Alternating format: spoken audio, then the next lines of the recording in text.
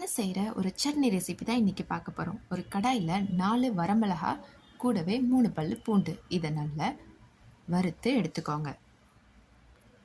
நீங்கள் நல்லா காரம் சாப்பிட்றவங்களா இருந்தீங்கன்னா இதில் கூட குறைச்சா நீங்கள் ஆட் பண்ணிக்கலாம். மிக்சியில் போட்டு இதை நல்லா பேஸ்டாக்கி எடுத்துக்கலாம். அடுத்து ஒரு பேனில் கடுகு தாளிச்சிட்டு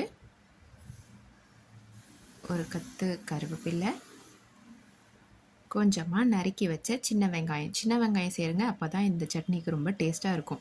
இதை நல்லா இப்போ ரோஸ்ட் பண்ணி எடுத்துக்கலாம்.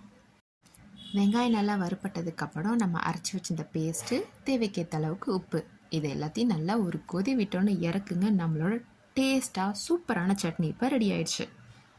இந்த மாதிரி ஈஸியான ரெசிபிக்கு நம்மளோட சேனலை சப்ஸ்கிரைப் பண்ணிக்கோங்க. ஹோம்மேட் மசாலாஸ்லாம் நம்ம செஞ்சிட்ருக்கோம். உங்களுக்கு ஏதாவது மசாலா வேணும்னா கீழே கமெண்ட் பண்ணுங்கள். தேங்க்ஸ் ஃபார் வாட்சிங் and subscribe to our channel.